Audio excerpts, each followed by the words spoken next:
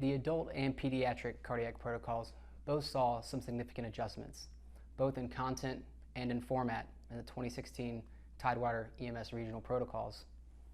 These changes were fueled by recent release of Emergency Cardiovascular Care 2015 guidelines and a desire to design the protocols and more closely resemble actual practice.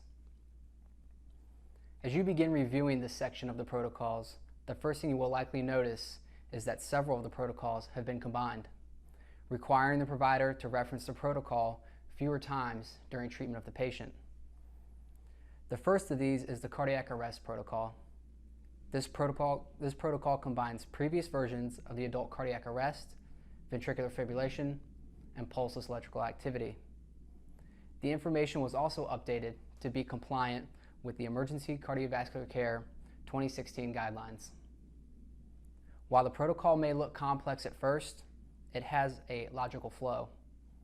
Patients initially presenting with a shockable rhythm, either by AED or manual monitoring, fall to the right side of the protocol. The protocol enforces the practice of focusing on good quality CPR and pushing more advanced procedures such as advanced airway and intravenous access to later parts of the arrest. During rhythm checks, if the patient demonstrates a shockable rhythm, you simply move to the other side of the protocol. The left side of the protocol, for those demonstrating a non-shockable rhythm, follows suit. With this new design, providers only need to exit the protocol for patients who demonstrate a return of spontaneous circulation or when efforts are terminated. The adult bradycardia algorithm also saw some revision. Both stable and unstable patients are now included into one protocol, separated by a clinical decision by the provider regarding the patient's hemodynamic stability. To assist with this decision, the accompanying text document includes some guidelines to help determine a patient's hemodynamic status.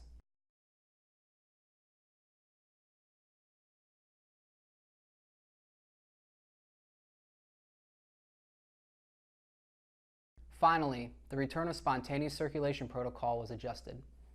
While previous national guidelines strongly encouraged the development and use of hypothermia programs, more recent research has indicated that there is no clear benefit to its use in the pre-hospital environment. As such, in concert with the new national guidelines, hypothermia has been removed from the protocol. It is important to note that ECC guidelines do not suggest that agencies currently using hypothermia stop, but they do discourage development of new programs. The new protocol highlights the goal of maintaining a pulse oximetry between 94 and 99%, maintaining perfusing blood pressures, and the use of waveform capnography to better gauge patient status.